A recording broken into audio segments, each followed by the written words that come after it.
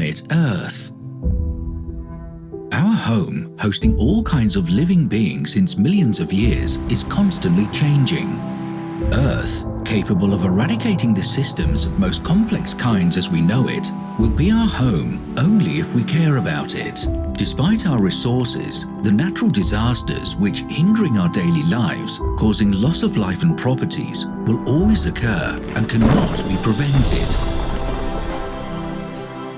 Disasters happening due to weather conditions are called meteorological disasters. Out of 31 natural disasters occurring, 28 of them happens to be meteorological disasters. Flood, hailstorm, frost and forest fires are only a few of these. Today's topic is earthquake. An earthquake is a natural event that is unknown when and at what magnitude it will occur. We know where it is, where the fault lines are. We also know the size, what size it will be. For example, after the Marmara earthquake, the energy accumulated in the same place is estimated to be 7 and above. It is known where it will be, but no one knows when it will be. For that reason, we have to be prepared.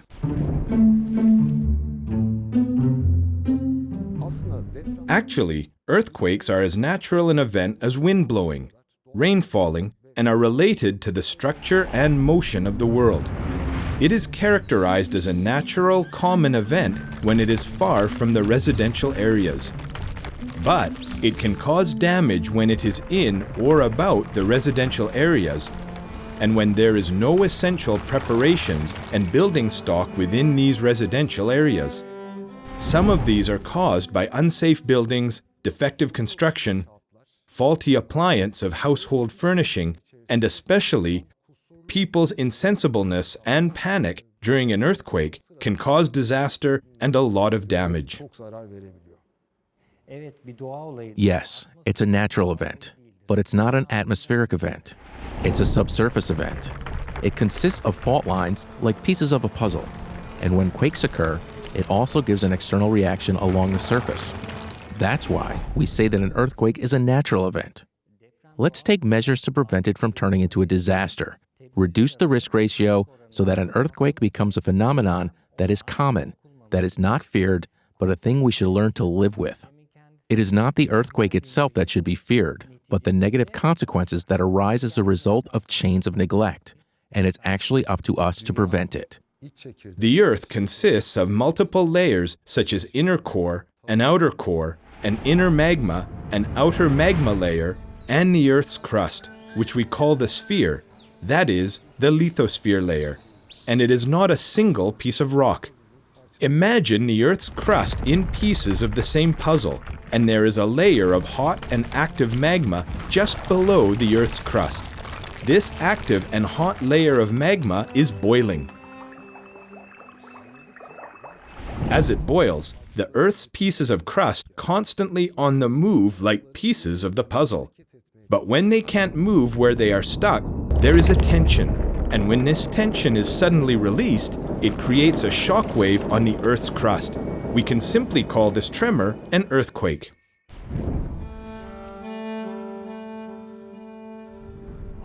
We are located in an area with active fault lines. An earthquake occurs in Turkey every half an hour on average. Active fault lines in our country are the North Anatolian Fault Zone, starting from Bingöl Karlova, stretching through the north of our country and reaching to Marmara and reaching to the Aegean with 3 branches passing Marmara.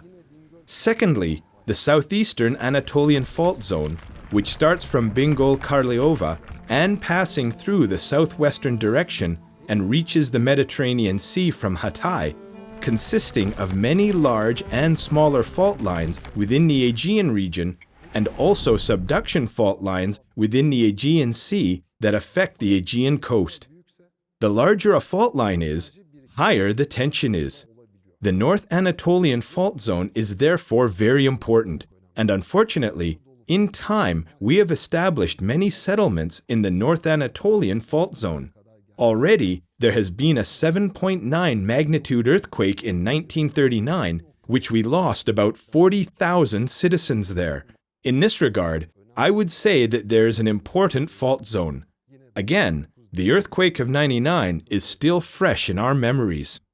A large part of our country is in the earthquake zone, and accordingly, we must take precautions. There's only one word: neglect. What makes an earthquake dangerous is human neglect. When we look at it, we see that earthquakes don't kill, but the buildings and even objects do.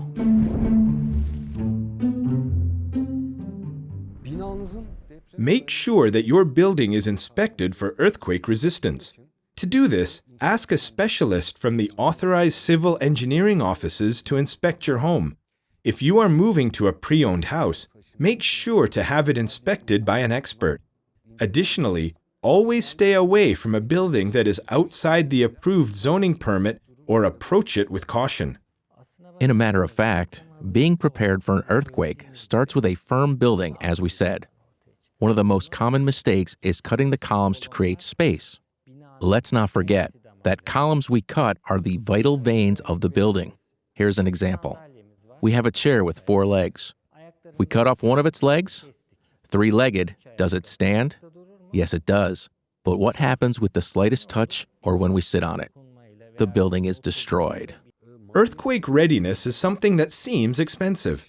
Fixing our furniture on walls with L profiles, moving our furniture, taking precautions with double-sided tapes, adhesives, or checking the structure and testing the concrete all seems very expensive. But a United Nations study says that spending on 1 unit of investment will save us to spend on 7 units of recovery expenses later on. If you do not live in an earthquake-resistant building, you must leave that building. We said our building is solid. Are we done? No. The next step is to reduce non-structural hazards. Apart from the main elements of the building, we call all materials such as chandeliers, cabinets, white appliance, glassware, and frames as non-structural dangers. It should be noted that risks can be avoided by taking small steps. So there are important things we need to know. Heavy objects located above our head can topple, fall, and injure us. Again, our items, such as furniture, which is height bigger than its depth, can tip over during quake. At the same time, items with wheels can relocate during the quake and crush us. Finally, items moving in different directions during quake can crush with each other. Fixing these items on 4 points with L profiles between the wall and the furniture will prevent from falling.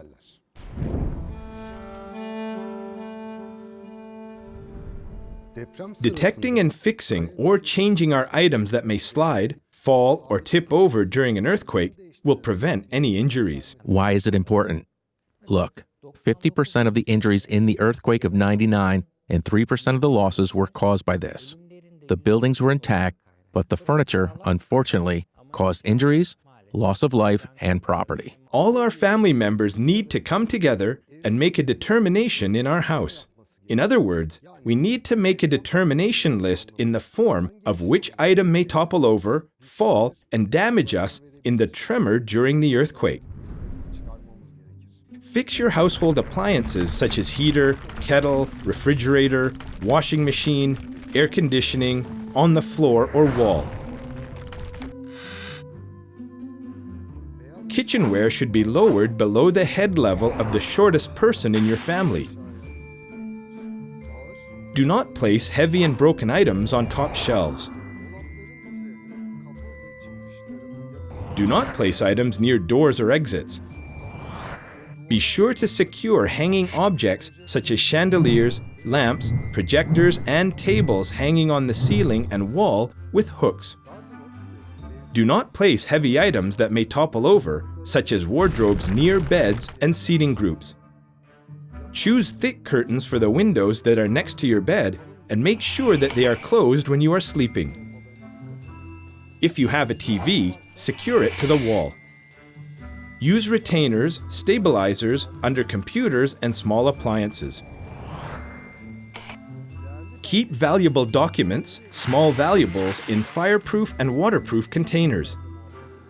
Mount latches with locks on kitchen cabinets to prevent them from opening during an earthquake. Flammable, explosive, or toxic substances should be checked and kept in safe places. If you have a stove and other heaters, secure them to the wall or floor with solid tools. Secure the library, cabinet, all kinds of items that may topple over each other on the wall. Cover the glass with films which, if any, will break and scatter in an earthquake and pose a danger.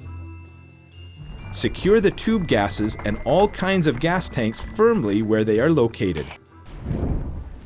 And as you may have heard, there is a mandatory earthquake insurance called DASK. When an earthquake happens, your building can collapse. We may have survived, but our partner, friend, family survived intact. But 1 day passed, 2 days passed, 3 days passed, 4 days, 5 days. The gravity of the situation becomes obvious. Where will I stay? At this point, if you actually look at it, mandatory earthquake insurance comes into play. Let's have our house insured for this.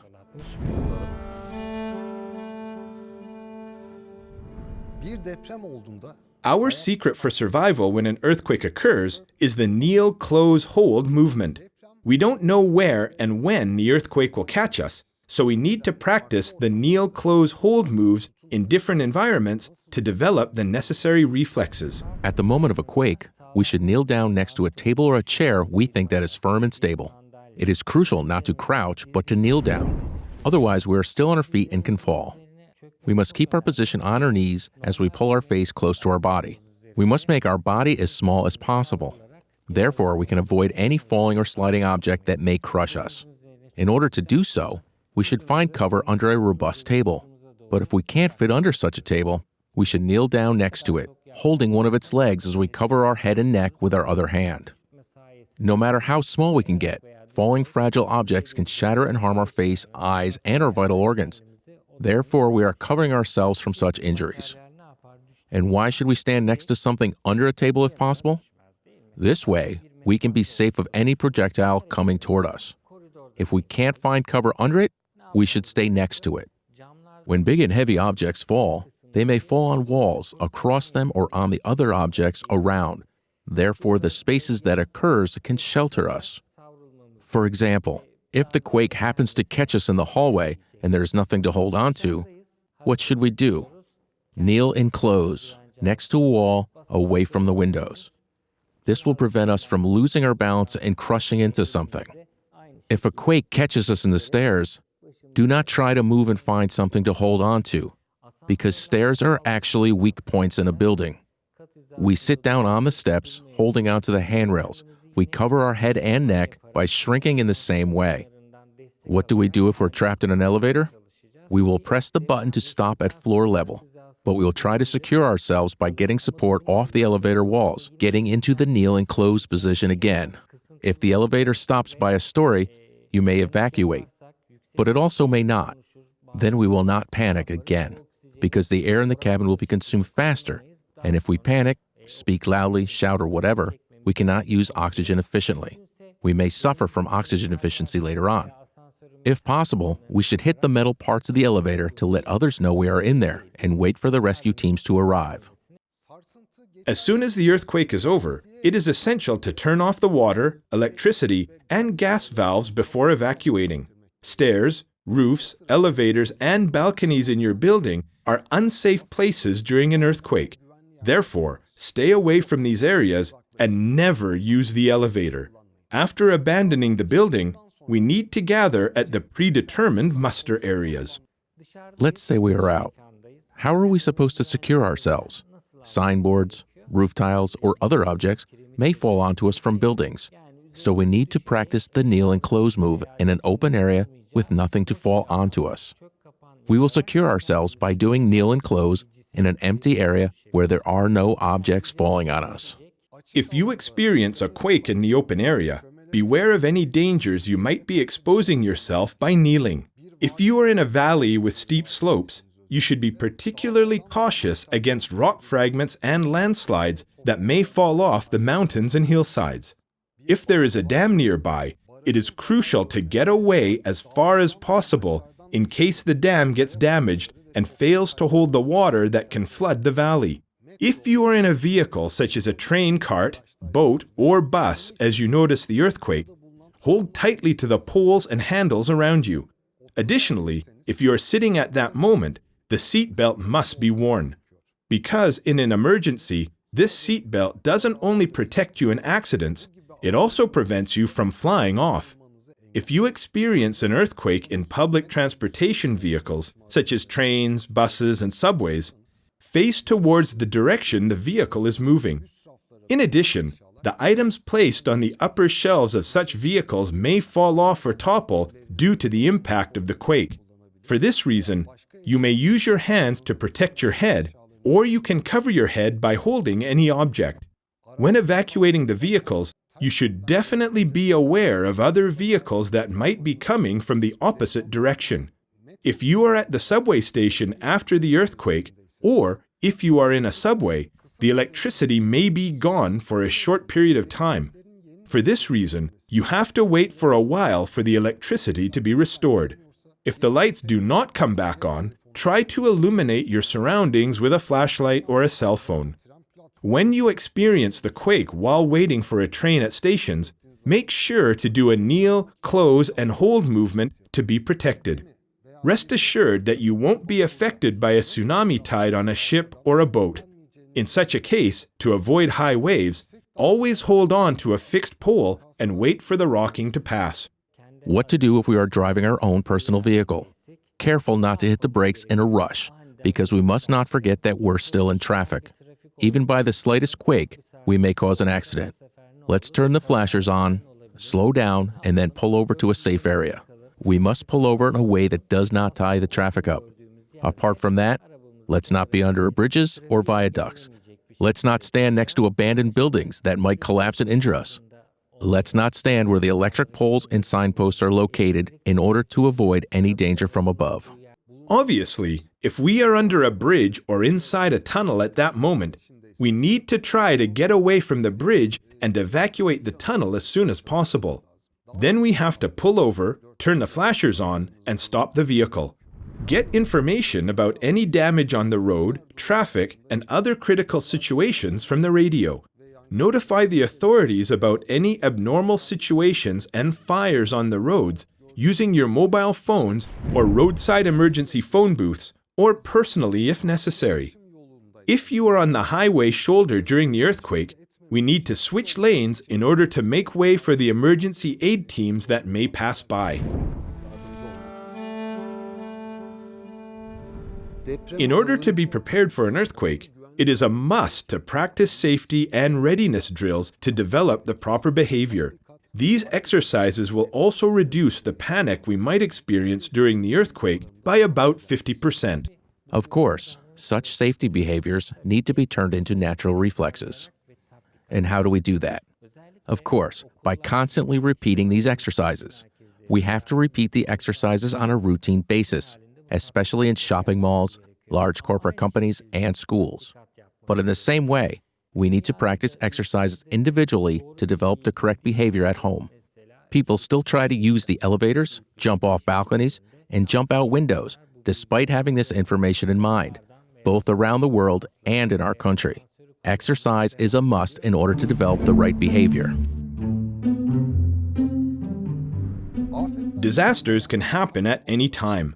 Because of this, it is necessary to get prepared as a family. Disasters may be frightening, and you might be obliged to abandon your home because of a disaster. Therefore, it is essential to be prepared for the next 72 hours of the disaster, which are called golden hours. And we need to make the family disaster plan that covers that 72 hours. The more aware, well-informed, and calm we are in the first 72 hours, the more we can be of use for ourselves and victims around us. Make sure you gather the materials you may need and keep them with you. Make sure to review how you will communicate with your family members after disasters. If family members are inaccessible by the phone after a disaster, they will have the chance to reach out a contact they designate and get the news from one another. Because of this contact must be known by everyone in the family. Identify an alternative gathering place with your family members outside of the muster area, and make sure to mark these areas in the family disaster plan.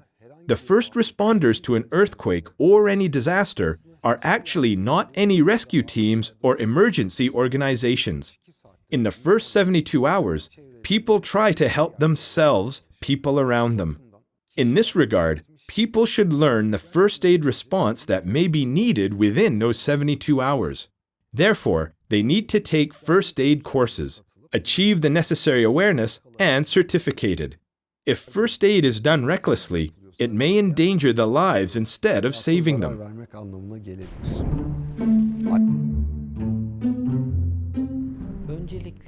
First of all, does the school where your child attends have an emergency plan, and do they conduct exercises? Make sure to learn them.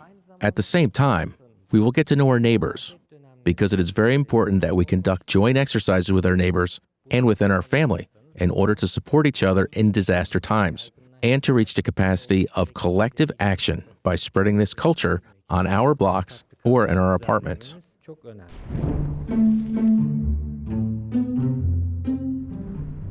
We need to evacuate after the earthquake happens. Before evacuating, you should check if whether you and those around you have injured. If you have first aid training, you can treat the injured, but if you don't have the training, do not try to treat in the injured. This treatment can worsen the victim's condition. When the aid teams come, let's leave that area to them, because this is a point that requires a little more expertise. Maybe there is a citizen we don't know about under that block of concrete. With any wrong move, he can get killed or mutilated under that block of concrete. We have seen it before in Van. There were those who were saved from the wreckage. Acoustic sonar was in progress. The people who don't really need to be there would disrupt acoustic sonar. Even worse, you could block the delivery of any victim that might have been saved from under the wreckage in that chaos. When the authorities want you to evacuate, you should not resist and evacuate as soon as possible. During the evacuation, it is necessary not to be hasty and panic, but to stick to the plan made before. We should prepare evacuation plans and conduct regular drills according to these plans. Remember, after an earthquake, there may be aftershocks. We need to employ the kneel, close, and hold action again for every aftershock. The kneel, close, and hold movement will keep us safe. In addition, we should not return back to our building unless the authorities give permission to.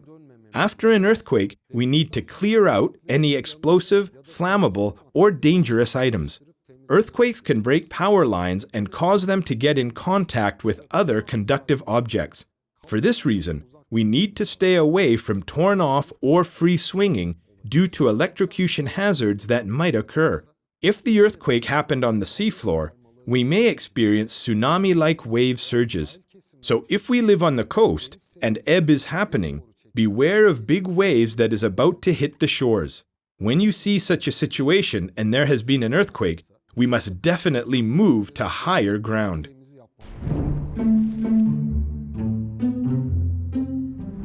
Some cell towers may get destroyed after earthquakes, and the service quality might get lower. In such cases, use your phone only in case of an emergency. Do not forget that the hotlines you occupy unnecessarily will prevent emergency teams from communicating with each other. The easiest way to let others know that you are okay is by using social media. By using social media, you can easily inform your loved ones or distant friends of your well-being without occupying the hotlines.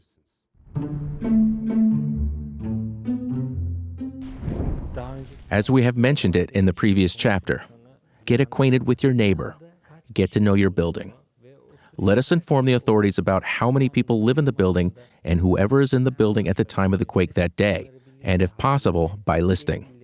Again, by sketching a plan of the rooms in the building, the interior of the building, and the shape of the house on a piece of paper, trying to recreate the building in principle, we should inform the authorities where the hall is, where the bedroom is, and where the stairs are, so this makes it much easier to reach those that may be under rubble. This will be more useful if we know who was in the building at the moment. Knowing who was in the building will help in speeding up the aid effort. This will eliminate any time the authorities might have used in searching for people under the wreckage that were never there, so they can concentrate on finding who was. If the building you are in is in ruins, do not immediately head up to the first sound. If you can hear sounds coming from the wreck, note or memorize them and pay attention to additional sounds. Do not wander around the wreckage area after earthquakes, because aftershocks may happen, so we need to be wary of battered or heavily damaged buildings that may collapse. Try to consult the ones whom are anxious after the earthquake. If there are people who are anxious and panicked, talk to them again, keeping them separate from the others. We should not spread any news or rumors originating other than official channels. Pay attention to hygiene and social distance in the muster areas. Do not try to get aid materials more than you need distributed by charities. Do not forget that an extra aid material you take and don't really need might be needed by someone else.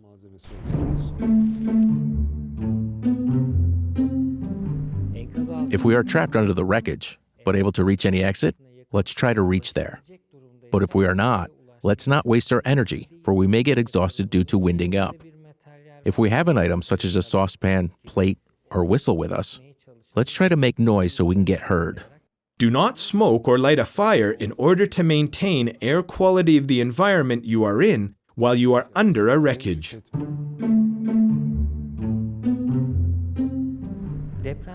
As you know, after the earthquake, we talked about fires as a secondary danger.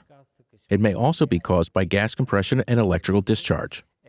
If it is a small fire that can be intervened, let's do so with our fire extinguisher immediately. But if we think there is a fire larger than we can extinguish, let's close the windows before leaving, limiting the oxygen indoors. As we prevented the fire from spreading easily, let's evacuate. If there is a closed door on our exit direction, try not to open it in a haste. Try to feel the heat inside with the back of your hand. When you open the door suddenly, there may be an explosive gas trapped in. Let's get out after checking the door. If smoke starts to emerge, the smoke will first move above and then descend. If this is the case, let's crawl on the ground if possible and try to evacuate, covering our nose and mouth with a wet cloth or handkerchief, filtering the poisonous gases. If we come into contact with fire, let's say our legs are on fire. If we stand up, the direction of the fire may burn our body parts with our vital organs. When we stand up or move, we can cause the fire to be fed with more oxygen, flaring it upward. Therefore, if we get incinerated with no one to help us around, we will lie down immediately, roll around, and try to extinguish the flames.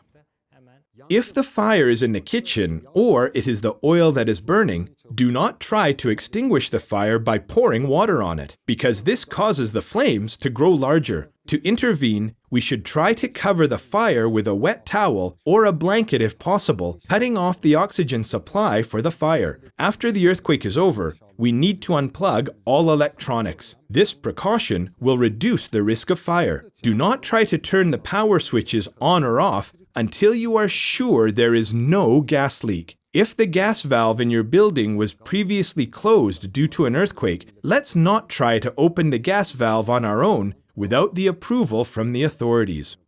All preparedness and awareness for an earthquake is life-saving. It is not the earthquakes that can kill, but the buildings and unfixed furnitures and wares. For this reason, all kinds of precautions and preparations to be taken before an earthquake are life-saving. That's why we need to be prepared for an earthquake and learn to live with the fact of an earthquake. And for this, it is necessary to learn and apply the doctrine we have been told from the beginning. I hope that you will apply this discipline to your lives after this training and share it with your loved ones too. Only then, the time you have spared for this training will find meaning. The constant change of the world is a natural thing, and so are the natural disasters. Therefore, they'll always continue to be a part of our lives. If we take the necessary precautions and be prepared for them, we could mitigate the loss of lives and properties, having learned to exist harmoniously in the nature. If we happen to be competent in times of crisis, desperation won't be an option no more.